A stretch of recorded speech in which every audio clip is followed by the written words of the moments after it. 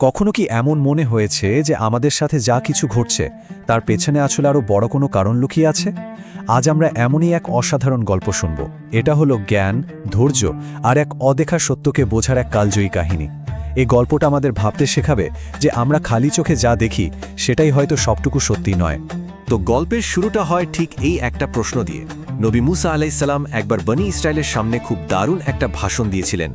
ভাষণ শেষে ভিড়ের মধ্যে থেকে একজন তাকে এই প্রশ্নটা করে বসেন, আর কে জানত এই সাধারণ একটা প্রশ্ন থেকেই এমন এক মহাযাত্রা শুরু হবে।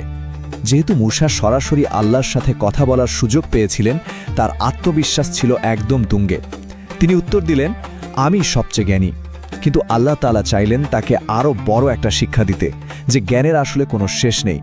তিনি ওহির মাধ্যমে মুসাকে জানালেন তারই এক বান্দার কাছে এমন বিশেষ জ্ঞান আছে যা মুসারও অজানা। এই কথা শোনার পর নবী মুসার মনে জ্ঞানের জন্য এক তীব্র ইচ্ছা জাগল।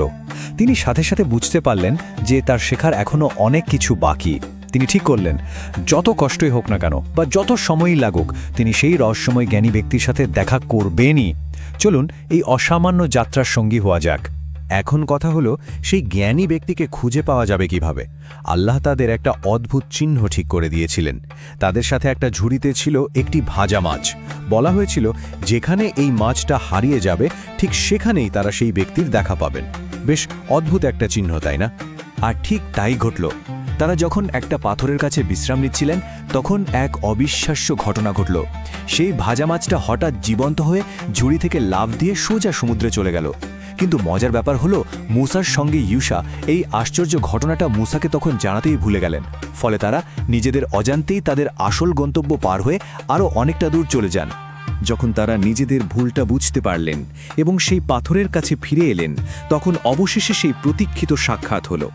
কিন্তু এই দেখা হওয়াটাই শেষ ছিল না, বরং এখান থেকেই আসল পরীক্ষার শুরু।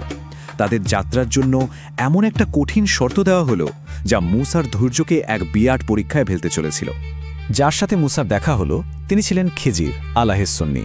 তার কাছে ছিল এলমে লাদুন্নি, মানে এমন এক বিশেষ জ্ঞান যা সরাসরি আল্লাহর কাছ থেকে আসে, কোনো সাধারণ যুক্তি দিয়ে যা বোঝা যায় না।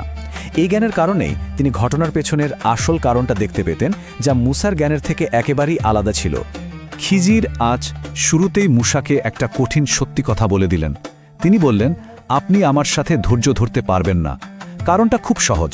যে জিনিসটার পেছনের কারণ আমাদের জানা নেই, সেটা দেখে চুপ করে থাকা বা ধৈর্য ধরা প্রায় অসম্ভব। আর এই একটা কথাই কিন্তু পুরো গল্পের মূল কেন্দ্রবিন্দু। জ্ঞান শেখার আগ্রহে মুসা কথা দিলেন যে তিনি অবশ্যই ধৈর্য ধরবেন। তখন খিজিরা তার একমাত্র শর্তটা দিলেন, এই যাত্রাপথে যাই ঘটুক না কেন, কোনো প্রশ্ন করা যাবে না, যতক্ষণ না তিনি নিজে থেকে সবকিছু ব্যাখ্যা করছেন। মুসা তো এই কঠিন শর্তের রাজি হয়ে গেলেন, কিন্তু তিনি হয়তো ভাবতেও পারেননি যে পরীক্ষাটা কত তাড়াতাড়ি শুরু হতে যাচ্ছে। এরপর শুরু হলো সেই ঐতিহাসিক যাত্রা। এই সফরে এমন 3টে ঘটনা ঘটল যা বাইরে থেকে দেখতে ছিল একেবারেই অযৌক্তিক, এমনকি অন্যায়। আর এই ঘটনাগুলোই মুসার ধৈর্যকে একদম শেষ সীমায় পৌঁছে দিয়েছিল। তারা প্রথমে গরিব মাঝিদের একটা নৌকায় উঠলেন।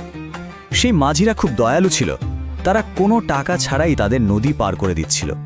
কিন্তু ভাবুন তো, নদীর ঠিক মাঝখানে গিয়ে খিজির আলাইহিসসালাম একটা কুড়াল দিয়ে নৌকাটার একটা তক্তা ভেঙে ফুটো করে দিলেন।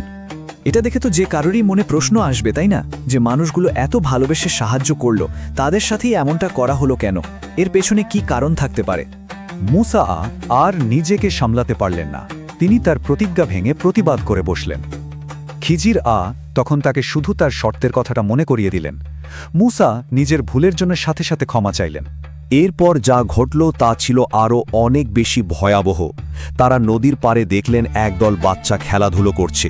হঠাৎ খিজির আলাইহিসসালাম এগিয়ে গিয়ে তাদের মধ্য থেকে নিষ্পাপ চেহারার একটি বালককে ধরে হত্যা করলেন। এই কাজটা আগেরটার থেকেও অনেক বেশি মর্মান্তিক ছিল। একটা বাচ্চাকে এভাবে মেরে ফেলার দৃশ্য যে কোনো মানুষের বিবেককে তো নাড়িয়ে দেবেই। রহস্যটা যেন আরও গভীর হয়ে উঠল। একজন নবী হিসাবে মুসা আলাইয়া এই ভয়ঙ্কর দৃশ্যটা কোনোভাবে মেনে নিতে পারলেন না। তিনি তীব্র ক্ষোভে ফেটে পড়লেন। খিজির আলাইয়া আবারও তাকে তার শর্তের কথা মনে করিয়ে দিলেন। মুসা খুব লজ্জিত হলেন এবং বললেন যে এটাই তার শেষ সুযোগ। সবশেষে তারা এমন একটা গ্রামে পৌঁছালেন যেখানকার লোকেরা ছিল খুবই অভদ্র। তারা তাদের খাবার তো দিলই না, এমনকি থাকার জায়গাও দিল না।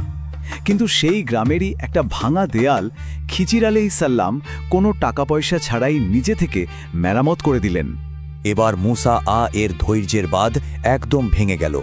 তিনি বলেই ফেললেন, এই গ্রামের লোকেরা আমাদের সাথে এত খারাপ ব্যবহার করল, আর আপনি তাদের কাজটা বিনে পয়সায় করে দিলেন। আপনি তো এর বিনিময়ে পারিশ্রমিক নিতে পারতেন। আর এই তৃতীয় প্রশ্ন করার সাথেই তাদের জ্ঞান অর্জনের যাত্রা সেখানেই শেষ হয়ে গেল। তো এখানেই তাদের পথ আলাদা হয়ে যায়। কিন্তু যাওয়ার আগে খিজির সেই 3টি রহস্যময় ঘটনার পেছনের আসল কারণগুলো এক এক করে ব্যাখ্যা করেন। আর এই ব্যাখ্যাগুলো আমাদের ধারণারও বাইরের এক গভীর সত্যকে সামনে নিয়ে আসে।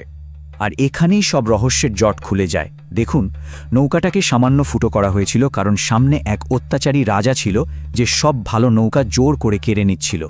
সামান্য ক্ষতি করে নৌকাটাকে বাঁচিয়ে দেওয়া হলো। সেই বালকটিকে হত্যা করা হয়েছিল কারণ সে বড় হয়ে একজন অত্যাচারী হতো এবং তার ধার্মিক বাবা মাকেও বিপদে ফেলত।